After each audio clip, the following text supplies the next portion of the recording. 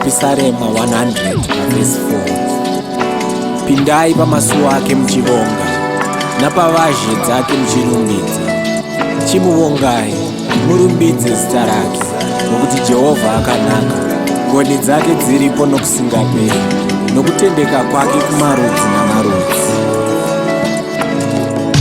Ndianakasika ini, ndianakasika iwe, ndianakasika nyika, akamisa zuva rachoso, kana denga rinotaura. Shiri dzese mumakore umo dzinoimba nendimi dzichiti ndimi, ndimi, ndimi, ndimi, ndimi Ishe, ndimi Ishe, ndimi Ishe,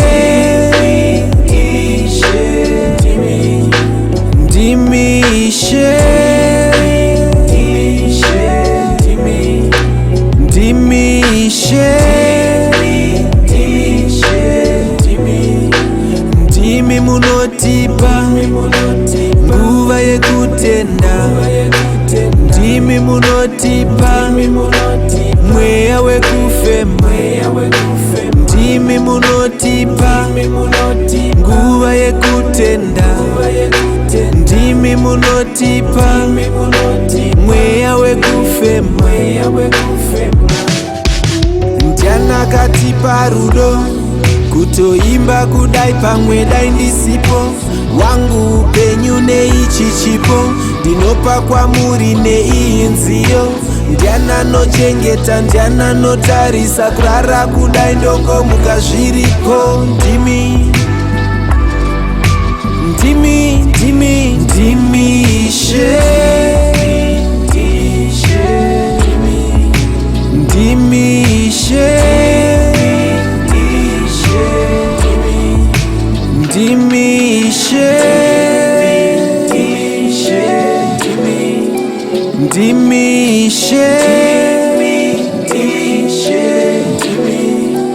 ndimi munotipa nguva yekutenda, ndimi munotipa mweya wekufema, ndimi munotipa nguva yekutenda, ndimi munotipa mweya wekufema.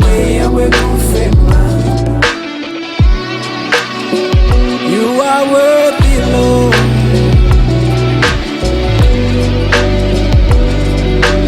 Glory and honor belongs to you. You are God, creator of heaven and all the earth.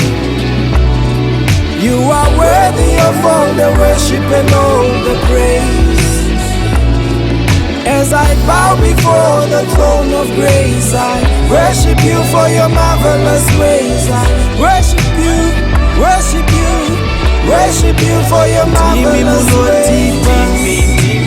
Nguva yekutenda, ndimi munotipa mweya wekufema, ndimi munotipa nguva yekutenda, ndimi munotipa mweya wekufema. Hoya, hoya, hoya, ho, Hosanna mambo ta